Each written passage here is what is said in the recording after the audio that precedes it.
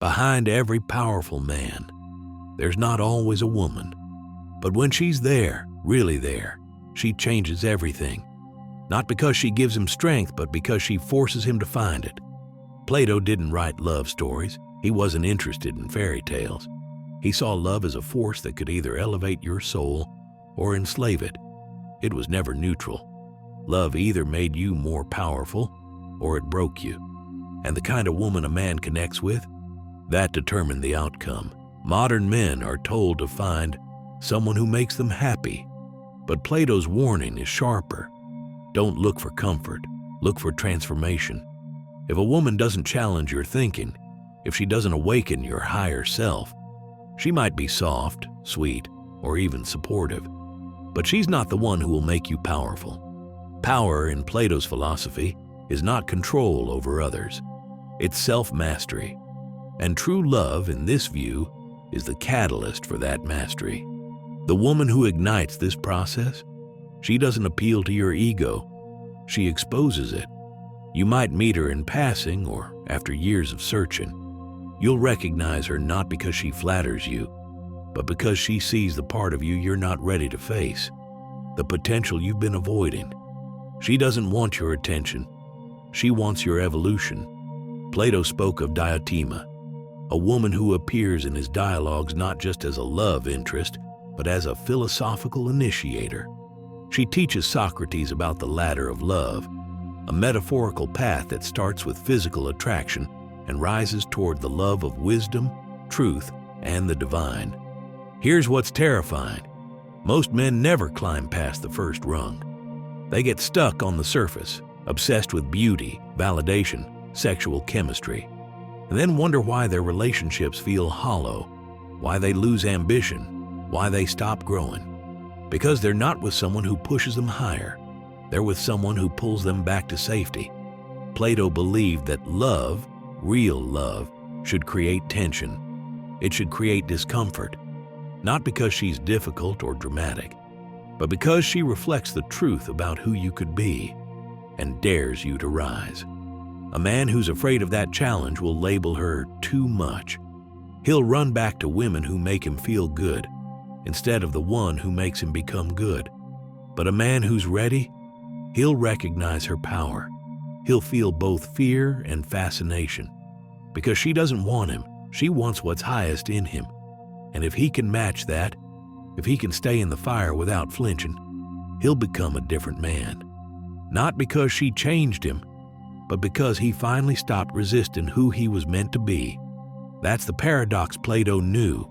The right woman doesn't complete you. She confronts you. She strips away the noise, the excuses, the weakness, until you meet your own soul, naked and undeniable. And if you don't run, if you stay, you'll step into a kind of power most men will never know. Because it's not about domination. It's not about sex. It's not even about her. It's about you rising to meet the version of yourself she already sees. Plato once said, "The soul of man is immortal and imperishable." And he believed that love, when truly understood, was not about romance or possession. It was about the soul recognizing itself in another. This is where the idea of a powerful woman enters the scene. She's not just a companion or a lover. She's a mirror. A woman of this nature reflects a man's potential, not his present. She doesn't flatter his ego, she challenges it. And in doing so, she forces him to grow. This kind of dynamic is rare, and it's uncomfortable. Because to see your highest self reflected in someone else's eyes means facing what you're currently not. That gap between who you are and who you could be is both terrifying and inspiring. But Plato would say, this is where the real alchemy begins. You don't grow by being worshipped, you grow by being called upward. Now contrast this with the kind of relationships many men settle for. Comfort, compliance, the slow death of ambition. It's easy to fall into these traps, especially in a world that encourages emotional softness and rewards passivity. But the woman who makes a man powerful doesn't let him settle. She sees who he could become and holds him to that standard. not out of cruelty, but out of reverence for his potential. Plato's idea of eros wasn't just sexual, it was spiritual. It was the divine spark that drives us to pursue beauty, truth, and excellence. A powerful woman becomes the embodiment of that spark, not through seduction, but through presence. Her standards, her wisdom, her restraint, they ignite a fire in a man that can't be extinguished. Not because she demands more, but because she awakens more. But here's the twist. This kind of woman cannot be manipulated. She cannot be won over with tricks, status, or sweet talk. She sees through masks. If your mind is weak, she'll sense it. If your spirit is broken, she'll feel it. You can't hide from her because her presence exposes what's inside of you. And that's exactly why she's dangerous. To the man who isn't ready to face himself. And yet, for the man who is ready, for the man who is willing to burn away his lower self to rise into something greater, this kind of woman becomes a sacred ally. She's not there to complete him. She's there to push him toward completion. This is the paradox. The woman who makes a man powerful isn't trying to empower him. She's simply walking her own path with clarity and strength, and in doing so, she forces him to level up or fall behind. He must either match her energy or be left in the dust. This is not the modern love story. It's not about emotional safety or equal validation. It's about spiritual pressure, about being in the presence of someone who doesn't lower herself to meet you, but invites you to rise. And it's in that invitation that a man discovers what he's really made of. To many, this sounds harsh, but to those who truly understand Plato, it's liberation. Because only when you're stretched, challenged, and exposed can you become your highest self. And here's the brutal truth. Most men will never meet a woman like this. Not because she doesn't exist, but because they're not ready. Their lives are ruled by comfort, distraction, and ego. And a powerful woman has no time for any of those. But if you ever meet her, you'll know. Not because she flatters you, but because she'll make you question everything about yourself. And in that questioning, in that discomfort, you'll find your transformation. This is how a woman makes a man powerful, by refusing to let him remain small, by being the mirror that reflects his deepest potential and daring him to live up to it. There's a kind of woman who doesn't just captivate a man's attention, she destabilizes his entire worldview. Plato would argue that she doesn't merely arouse the senses, she awakens the soul. This woman is not a fantasy. She's not here to serve your ego, validate your confidence, or make you feel safe. She exists in a different dimension, one Plato described as the realm of forms, of ideal beauty. To encounter her is to be reminded that you've been living below your potential, not because you didn't try, but because you didn't know better. See, most men chase comfort. They want a woman who soothes them, supports them, says the right things. But the woman who makes you powerful isn't interested in playing that role. She doesn't comfort the version of you that's addicted to validation. She starves it. And in that starvation, a new man is born. This is why Plato warned that love is not pleasure, it is pain. It's the pain of recognizing that you've wasted years chasing superficial desires while ignoring your deepest calling. This kind of love doesn't coddle you, it confronts you. You begin to realize she's not just a woman, she's a force. And the more time you spend in her presence, the less you care about controlling her, impressing her, or possessing her. Instead, something strange begins to happen. You want to control and impress yourself. You want to become someone you respect when she's around. And not out of desperation, but out of reverence, out of awe. You want to meet her in that rarefied space where truth and strength overlap. But most men can't get there. They're too fixated on outcomes. Will she like me? Will she stay? Will she choose me? These are the wrong questions. Because the woman who makes a man powerful doesn't choose men based on how they treat her. She chooses them based on how they treat themselves. If you fold under pressure, run from growth, or hide behind masks, she will vanish like smoke. and you'll be left wondering why. The truth? She was never chasing a man. She was waiting for one to arrive. To Plato, this is the essence of eros. It's not about seduction. It's about evolution. And a woman like this doesn't just light your fire. She becomes the fire you walk through to become someone new. She forces you to ask, are you chasing connection, or are you building the kind of foundation that connection can stand on? That's where most men fail. They want the results of growth without the sacrifice. They want to be respected without earning it. They want her attention without carrying the weight of purpose. But she doesn't respond to games. She doesn't respond to noise. She responds to presence. If you walk through life distracted, overstimulated, addicted to shallow pursuits, she won't even notice you, because she's tuned to a different frequency. And only men who've faced their own darkness, who've sat in silence, who've wrestled with their failures, only they can see her clearly. It's not that she's unattainable, it's that she's uninterested in the half-formed. And that's the dark irony. The more you try to get her, the more invisible you become, because she was never meant to be chased. She was meant to be mirrored by the man who has already done the work to rise into his full form. This woman isn't here to save you. She's here to test you, and every test is silent, every lesson is unspoken. But if you pass, it changes everything. You stop chasing approval. You stop leaking energy. You stop living for external validation. And you start to radiate a calm, grounded presence that doesn't need anything from anyone. That's when she sees you. Because the woman who makes a man powerful is never looking for a boy trying to impress her.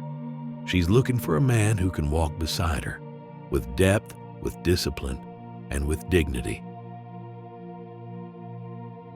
There's something men forget in the pursuit of power. It's not found in domination. It's forged in discipline. Plato understood this long before the world glamorized masculinity through status and success. The woman who makes a man powerful doesn't give him strength. She reveals it by becoming the mirror that reflects back everything he's avoiding. She exposes the cracks in his foundation, not through criticism, but through contrast. Her presence alone highlights where you're still weak, reactive, or stuck in boyhood patterns. And it's not always comfortable. In fact, it's rarely comfortable, because nothing about becoming a stronger man is comfortable. See, the dangerous part of her isn't her beauty. It's what that beauty does to you. It interrupts your autopilot. It demands presence. You find yourself sharpening your speech, thinking more clearly, training more intensely, not to impress her, but because something in you remembers what it means to rise. Plato would say that the feminine is not just emotional softness or nurturing warmth. At its highest form, it is a catalyst, a fire that purifies, a wave that doesn't wait. And the only men who survive that wave are the ones who stop resisting it and start building something solid enough to stand in it. But that kind of strength requires sacrifice. You have to give up the version of you that's still addicted to pleasure. You have to kill the part that wants constant reassurance.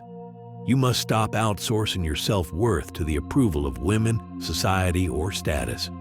Because she doesn't respect men who need. She respects men who contain. Containment is power. It means being able to feel deep desire without being enslaved by it. It means standing in the heat of attraction without losing your center. And it means choosing purpose over impulse every time. Most men fail that test. They become obsessed with chasing her. They overtext, overthink, overcompensate. And in doing so, they prove they're not ready. Because a man who is truly rooted doesn't chase. He attracts. And when the right woman enters his life, he doesn't lose himself. He deepens himself. This is why so many modern relationships collapse. They're built on performance, not presence. On strategy, not soul. But the woman who makes a man powerful has no patience for surface-level games. She's not interested in being impressed. She wants to feel you, all of you, your presence, your pain, your potential. And here's the paradox. The more grounded you are in your mission, the more magnetic you become. Not because you're trying to be attractive, but because you've become undeniable. She senses that. She sees the discipline in your posture, the clarity in your gaze, the restraint in your silence. And even if she doesn't say a word, she knows. She's not dealing with a boy. She's facing a man who has confronted himself. That's rare. And rare men don't need to be loud. They don't need to prove anything. They walk into a room and people can feel the weight of their presence. Not because they demand attention, but because they command it, by embodying what others only pretend to be. This is what Plato meant when he said love leads us back to ourselves, not in a selfish way, but in a sovereign way. Love, when guided by the right woman, doesn't weaken you. It refines you. It strips away the lies, the masks, the ego trips, and forces you to become worthy of what you desire. And that worthiness isn't something you get from her. It's something she inspires you to find in yourself.